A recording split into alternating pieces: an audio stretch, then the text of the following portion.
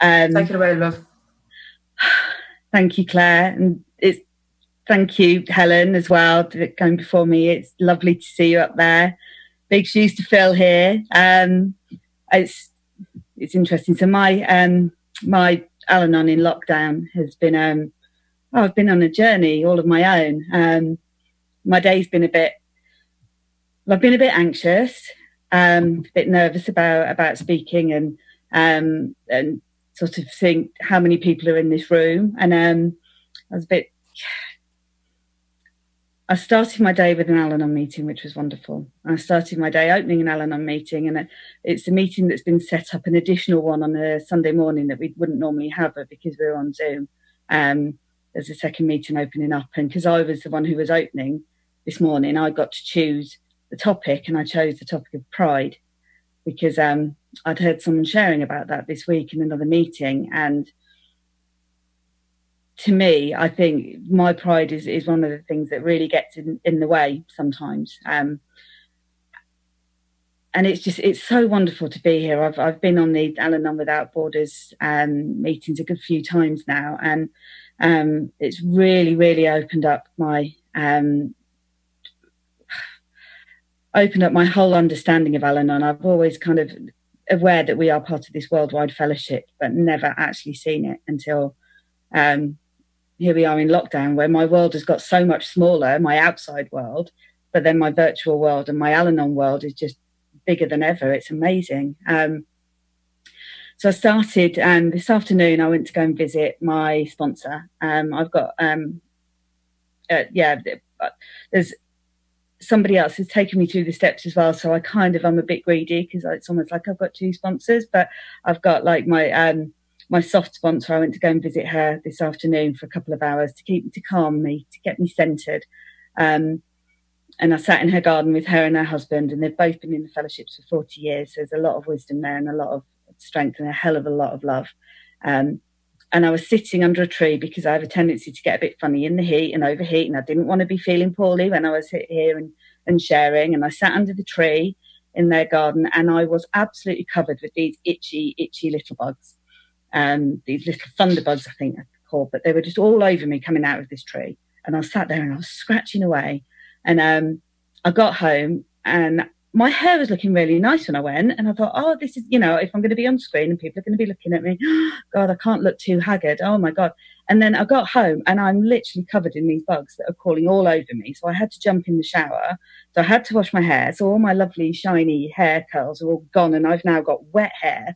But this is my pride, you see. This is me just thinking, I saw that, Bruce. This is, this is my pride. This is who am I that people are going to be looking and judging? And it's the first thing that goes on in my head is I'm not good enough. I need to present myself in a certain way. And my higher power just decided to just rip that completely away from me. And yeah, it was either sit here looking like I've got fleas and scratch it away, or throw myself in the shower, get myself ready. And then so a decision that I made from watching being on yesterday on Al-Anon Without Borders, I thought I'm going to turn off my self view.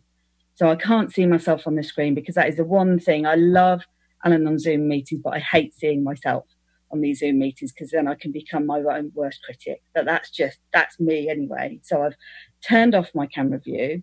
And I'm trying not to look at the participant screen at the bottom, because again, this is my self-esteem and this is my pride. If I look at how many participants there are in the room and I suddenly see that 10 people leave, I'm going to think everyone hates me. And I'm going to think no one wants to listen to what I've got to say. No one's interested. Oh, why did I even do this? Oh, everyone hates me. Because that's where the devil, that's where sort of my non-God consciousness will kick in. And that's my soul sickness. Will just chip away at me if I don't do something, if I don't start working this program, and if I don't start applying these principles in all my affairs. So rather than coming in flustered from seeing my sponsor, thinking, oh my God, I'm covered in bugs, I come in laughing, because actually my higher power has just taken my pride completely out of the whole equation. It's not about how I look, it's about what I share.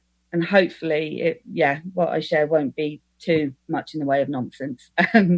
although I do get a little bit overexcited and I go a bit off topic, so bear with me. And I can see you, Claire, on the screen, so if you think I'm going off on a tangent, just do this to me. Well, you can do it to everyone else as well, everyone will see.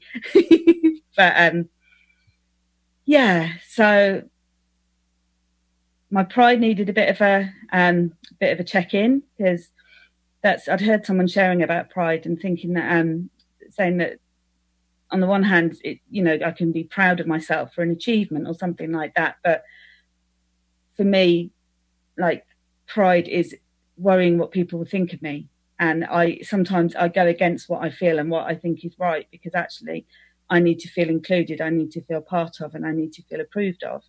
And I shared about that in the meeting earlier, because actually I think that's been going around in my head, because I knew I was going to be sharing here today, and I have this need to feel accepted, and this people pleaser in me that I want to be liked, and then all this, I have all this fear, and it's because I forget that my higher power is here with me. My higher power is here with me right now. I'm going off. I'm getting the fears kicking in a little bit. But having seen my sponsor for a couple of hours earlier, she said, "What time are you starting?" I said, "I'm starting at 8:15. Her and her husband are praying for me at 8:15. So he's kind of on Zoom, but they're only just starting to get their heads around the Zoom. So they're not here with us today. But yeah, and Anne said to me, she said, "God's going to be sitting right next to you." I was like, thank you. And that's when I'm working this, and when I am really, really working all three sides of this triangle and being part of the program and getting in the middle of the bed, I know that God is with me, and I know that all the love and the experience that has been shared with me is what is here with me right now, rather than messy hair, bugs and itching. There's a lot more. So when we first went into lockdown, I think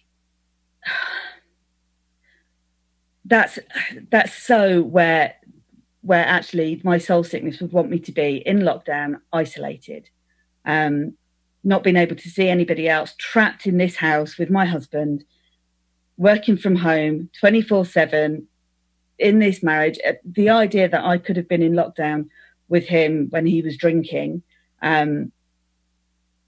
it was just absolutely unimaginable. The idea of being in lockdown and not being able to get to an AlAnon meeting, it was just absolutely terrifying. But there's still that little voice in my head that is like, but if we're in lockdown now, it's time to really, you can focus on yourself, and I can kind of go off into my own head a little bit. I can isolate from other people. And I can start, I say isolate, I could sit and read a load of AlAnon literature, and I could sit and I could maybe listen to some speaker tapes, but I could be completely and utterly self-driven. And that was my first thought when lockdown started, was, I can take some space, I can have some me time. That's dangerous. Me time is not good, is really not good for me. And I am really, really, really blessed that there are some really strong people in AlAnon that I have around me. And one of those people opened up a Zoom, I think it was a Skype meeting, the first one, was the day after lockdown was announced. I think it was that Skype meeting, I think it was a Tuesday. So on day 2 of lockdown already, I'm trying to get into an AlAnon meeting.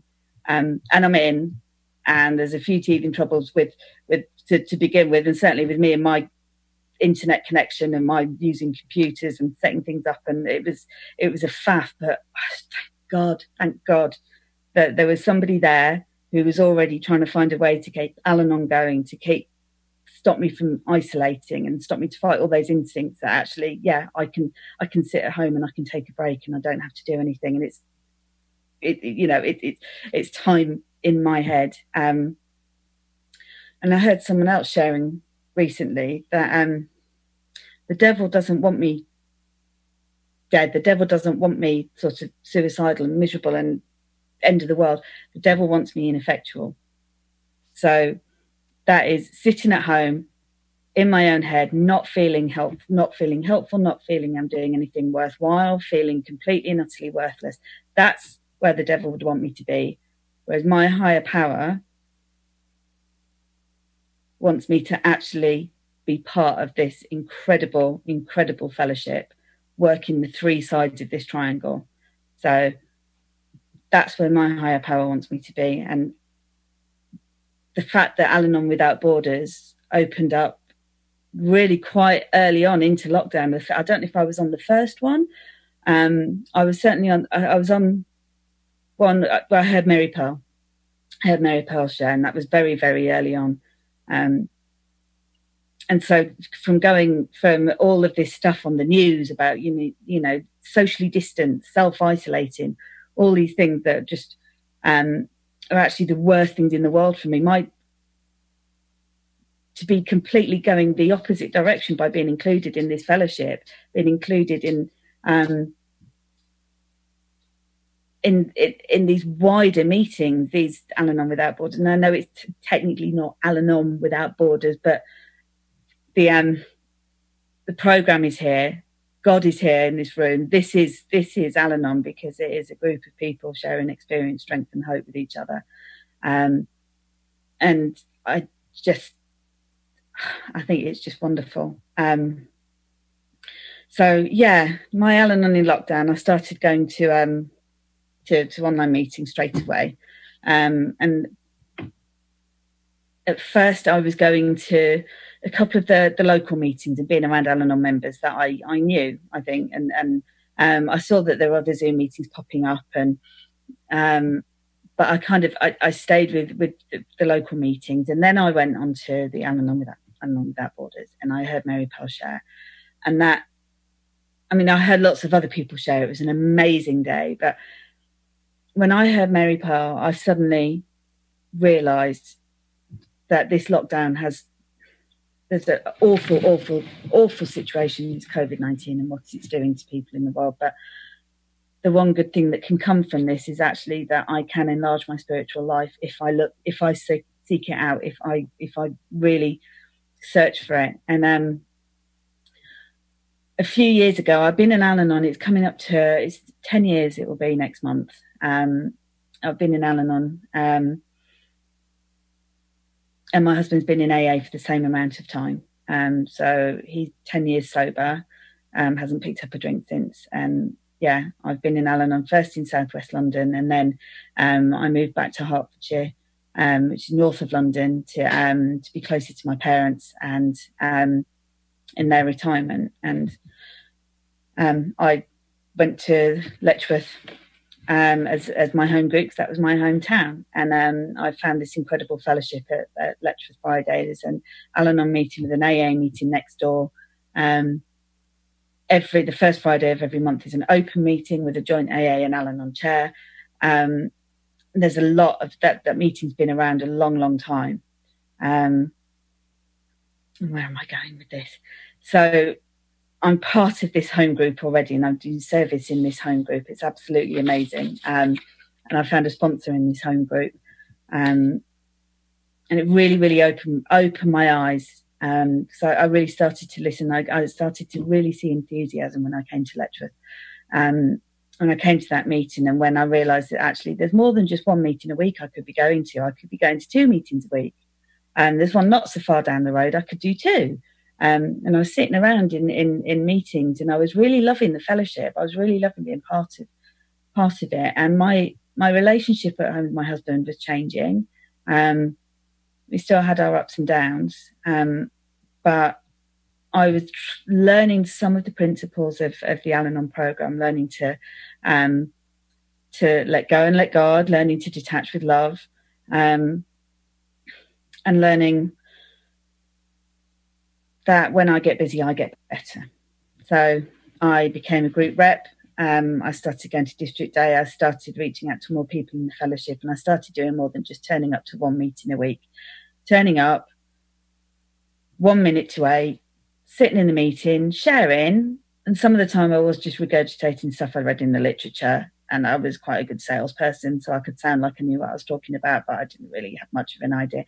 But I was loving the fellowship. I was loving that in that sort of in that bubble in the fellowship, in that meeting, and kind of learning. And I was starting to get better, and then it took me 4 years of being in AlAnon before I got the nerve to ask somebody to be my sponsor. And I asked someone to sponsor me who, she always had joy. She was always laughing and she was so full of love. And I thought, I want what she's got. So I asked her to be my sponsor.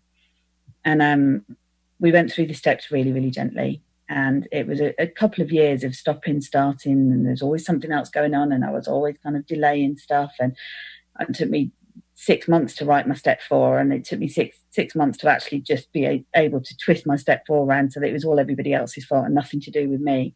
And I kind of stumbled at step 6. I was like, how do I know when I'm at step 6? How do I know when I'm at step 7? What do I do next? I just don't understand this. And then I heard Mary Pearl speaker tape.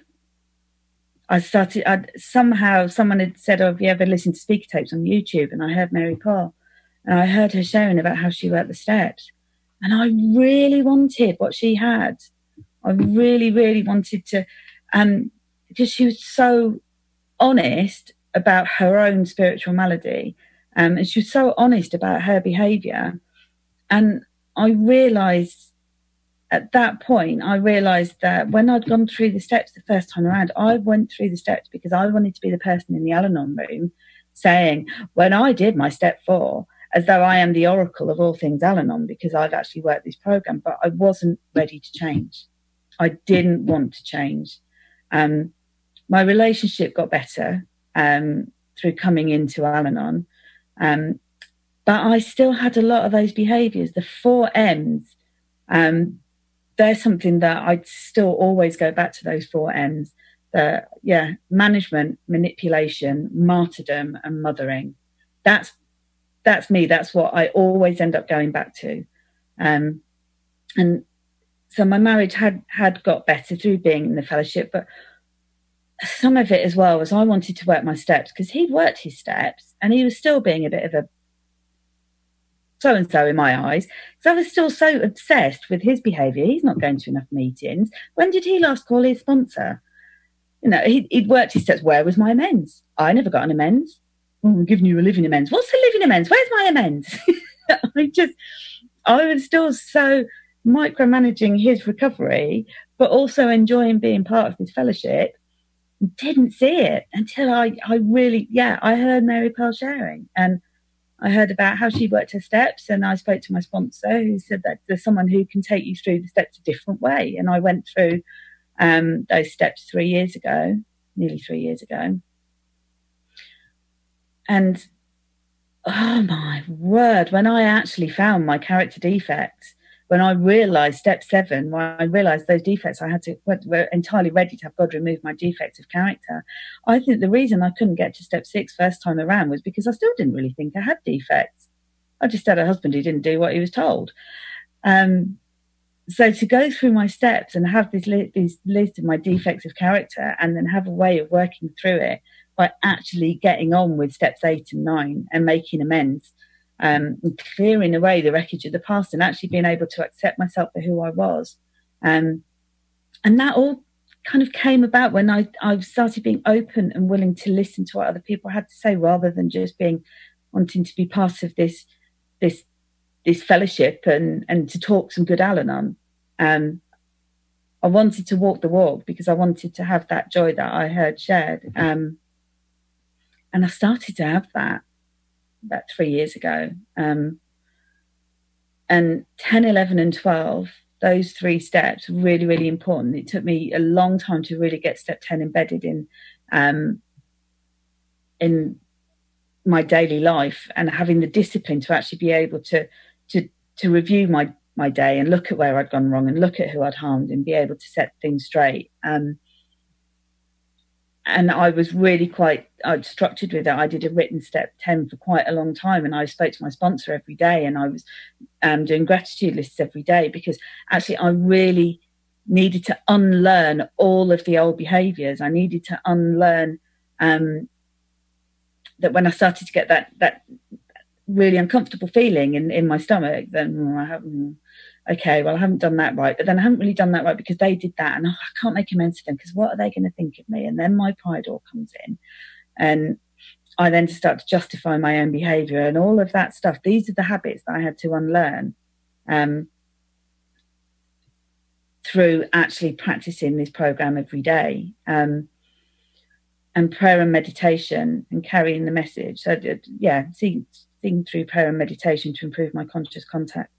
I thought I was good at that. I thought I was quite good at meditating and doing guided meditations and lying down in a room and trying to center my mind. But I had no idea about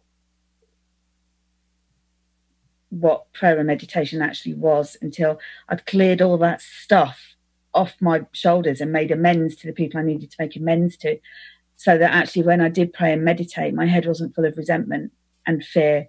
My head was full of actually praying, asking God for the guidance, and then listening for those answers, and meditating, listening for God's answers. And I'm sure that's in the literature somewhere, isn't it? Praying is asking God for guidance, and meditation is God's response. I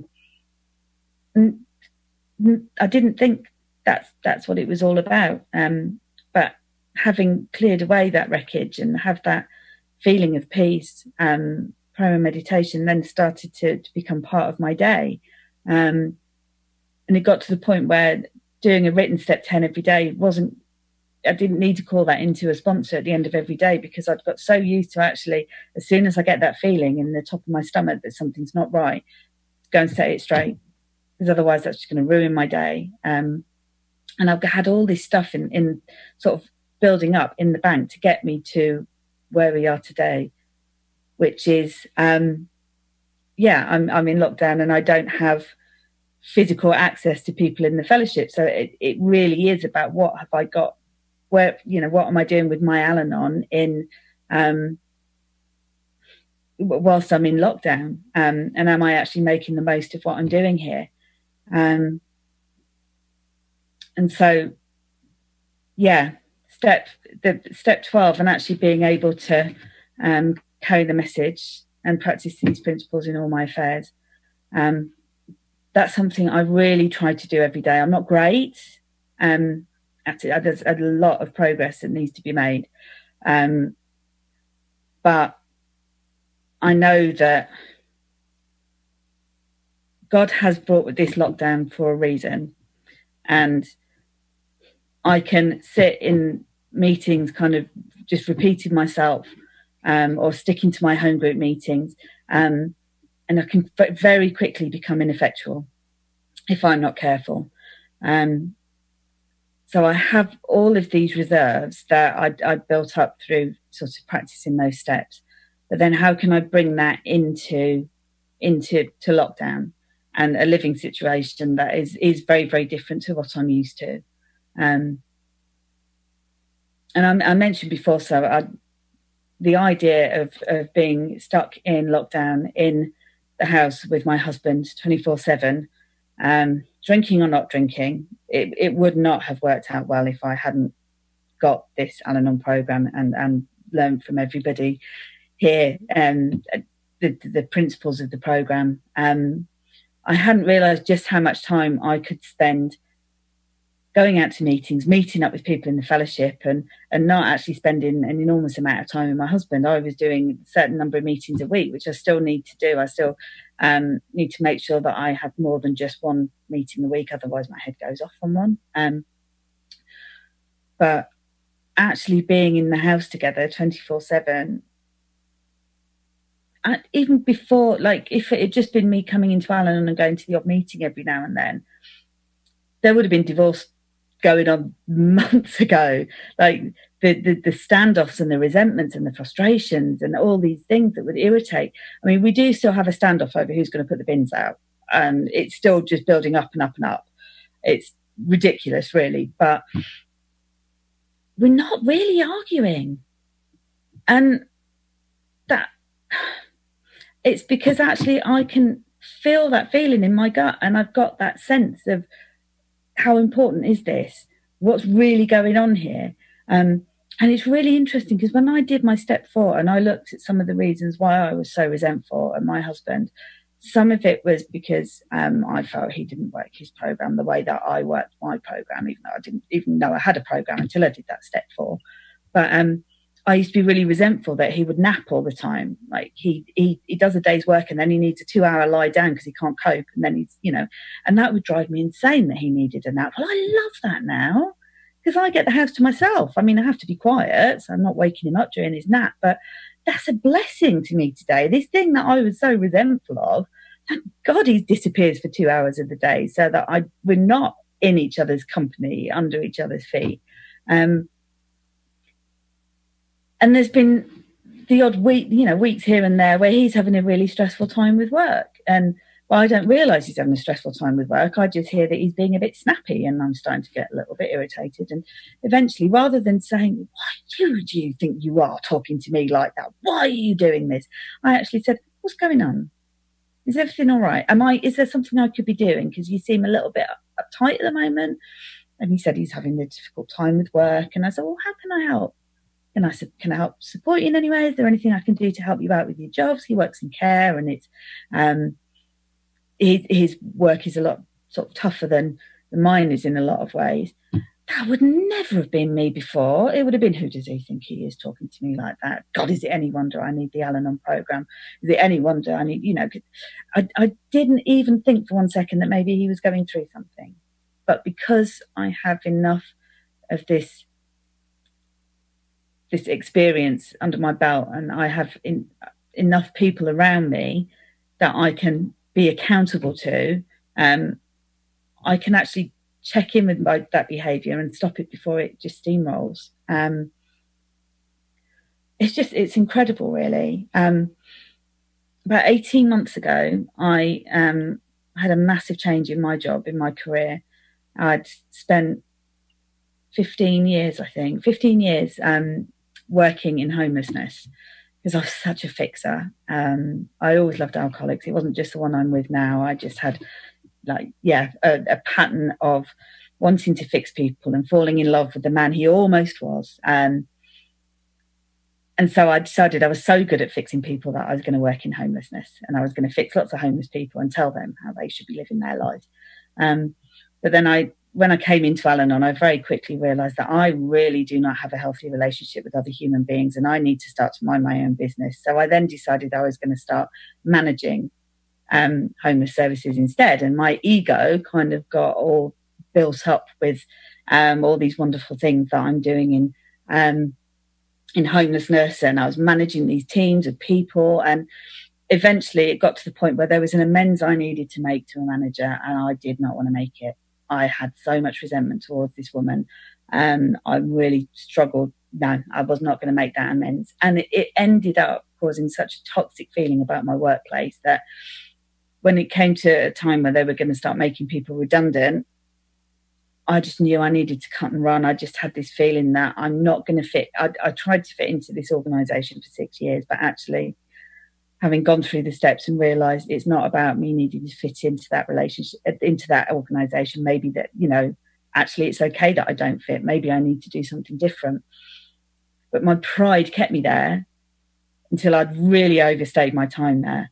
And it was quite a drive where I was working. I was managing a night shelter and a couple of other services and mother and baby services. And then I got this new job. My pride just took this massive drop and I ended up with depression. I ended up really, really stressed out and I ended up having a conversation with my husband where I said, okay, so I've been the earner in the family, I've been the breadwinner, but I think I need to take a step back. I need to change career. I need to do something different. I was working all the hours. God's send, I wasn't getting home until 7 o'clock at night. I was just so caught up with this organisation. And then eventually I just said, I can't do it anymore. And I ran from that organisation and I took a new job working in a charity, working with old people and working with volunteers for a small charity.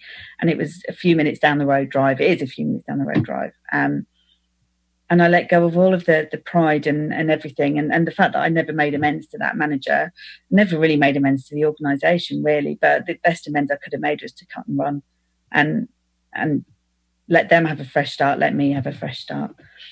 So I took the pay cut. I took a lesser paid job and less responsibility. And oh my God, I got so much more time. I got time to spend with people in the fellowship. I got time to spend with my family. I got time to spend time at home with my animals. And I've stopped rescuing human beings quite so much. And now I've just got 4 cats and a one-eyed dog. And then I started rescuing. I've got I foster for cats protection. So I'm currently in lockdown with 4 kittens and their mum cat in our spare room, 4 cats and a mad dog in this house, and that's all I do to rescue. But all of this I wouldn't have been able to do if I'd had that other job.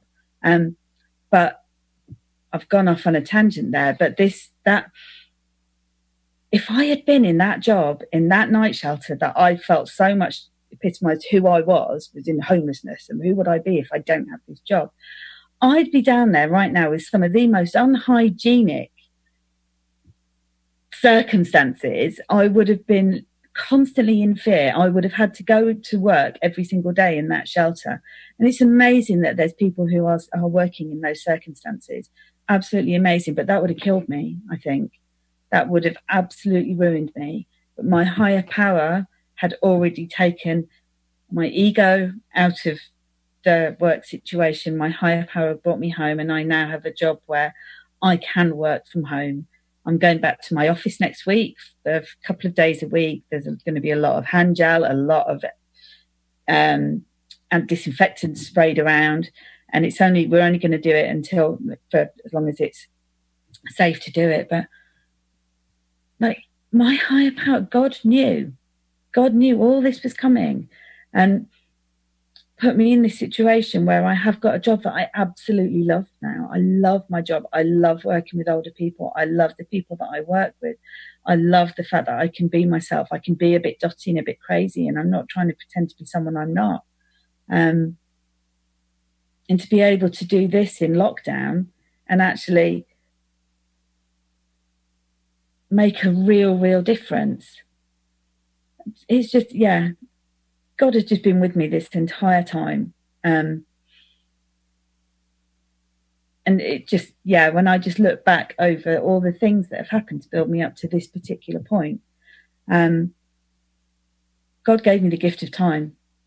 And I thought money was all really important. But actually, I've learned through being in lockdown and not needing to spend money on clothes or spend money on days out or spend money on holidays to escape my surroundings. My surroundings have been the same 4 walls for the last 16, 17 weeks now, physically, but spiritually, I'm here in this conference right now with so many years and so many different experiences just of fellowship and of this spiritual way of life. It's just, I've never felt more connected. I think the only other time when I've felt that is when I've gone to a big convention, and I've only been to conventions a few times. And there's a big one in the UK, the Heart of England convention. And that being around people in both fellowships, being around people in AA and in AlAnon, and all of the shared platforms and all of the incredible experience and hearing so many different people sharing in different ways, is just, I would come away from that convention, from being a weekend in a hotel in Birmingham, of all places, which is no offense to anyone from Birmingham, but it's not where I would choose to be spending a weekend away. But, oh my God, being in a room with, like, I think I counted the chairs in the main room, 800 chairs in that room, and hearing people and being part of something when everyone's doing sobriety countdowns and clapping and singing and shouting. Oh my God, it's just incredible. But I can't go to Birmingham this year because it's been cancelled, but instead I can be here. And I can get that spiritual feeling, that tingling feeling of being part of this incredible fellowship. Even when I'm sitting here on my sofa and the dog's kind of looking at me because he wants me to feed him, and there's a cat hovering around in the background, but I'm not. I'm part of this. It's just, and I miss my physical meetings. I miss the hugs that I get. I miss being able to go for lunch with my sponsor once a week, and to sit and we hold hands sometimes, and we pray at the dinner table. My God is a bit different to her God, but it doesn't matter, because at the end of the day, God is God, and God is looking after us both. I miss being able to have that physical contact in it, but I still am able to actually keep the principles and of this way of life. I can still follow those. And it's not just through Zoom. It's about actually being able to pick up the phone and speak to my sponsor. Not becoming a Zoom tourist. I did that for a while. After coming on Al-Anon Without Borders, I was like, oh, I like this. I'm going to try some other meetings and try some different conventions and try some other fellowship meetings as well. And that was great. But actually, I was finding for a while, I went through this phase where I was like, right, okay, I'm sitting down. Oh, my husband's upstairs doing a bit of work. What could I do? Could I meditate? No, I'll go on a meeting. And I was going on meetings all the time. And then I got to the point where there was this should. I should be in a meeting. I should be doing, and I went through a phase of consciously separating myself a little bit from the people in my life and my family, because I was getting excited with Zoom meetings. And I know now that I needed to get some balance, and I needed to get some service. And that was the third part of the triangle. So I had a program. I had my higher power. I had my steps. I can make amends. I can do step 10 every day so that I don't kill my husband, and I can try and be a kind, loving, tolerant person. But I needed to have some service. It's very difficult to be doing service in the same way during lockdown. And I still have a home group in Al-Anon. I have groups that I go to regularly. And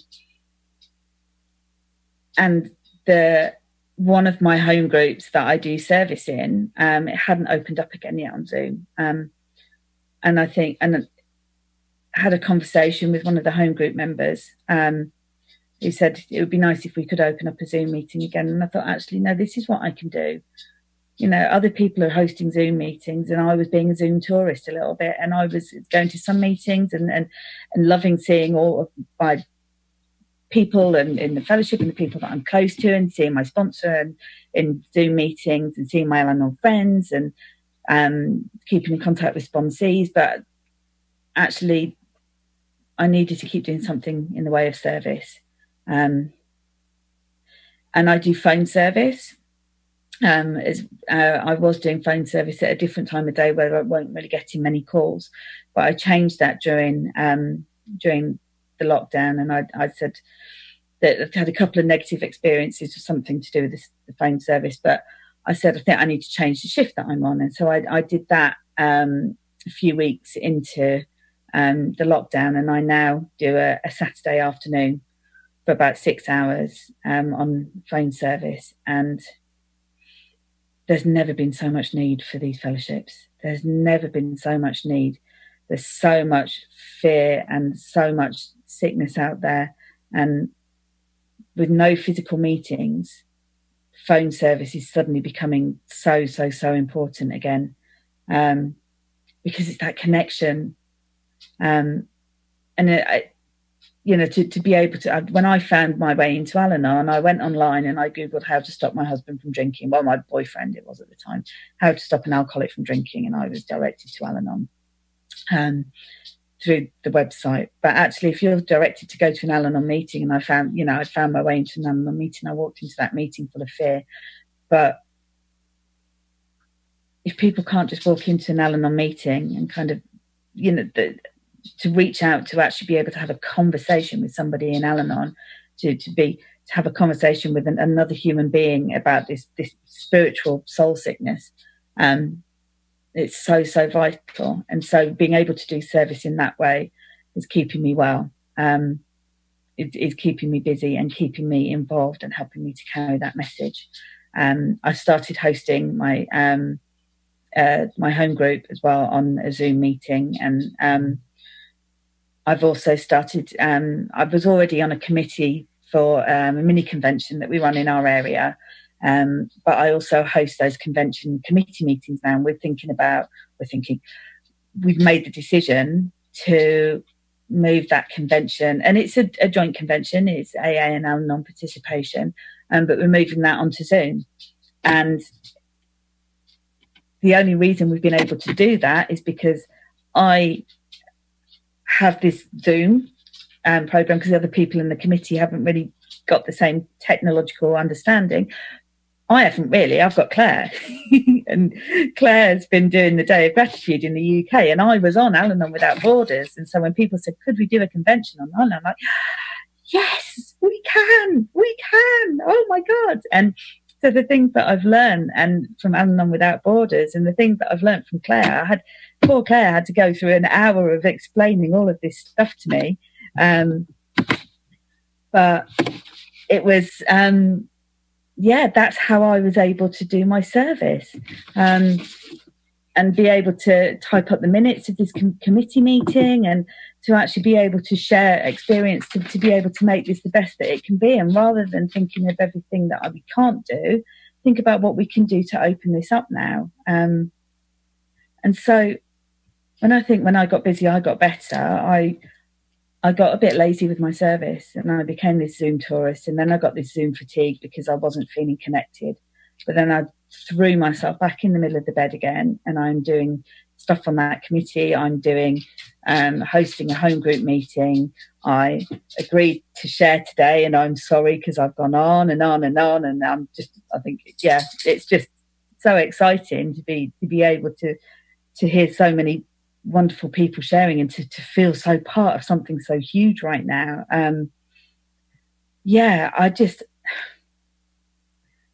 Lockdown has taken a lot away from me in physical liberty, but it has brought me so much in the way of experience, strength and hope from other people. And I love this now, and I can't wait for when we're able to open our physical meetings safely. But I hope to God we can carry on doing things like this, because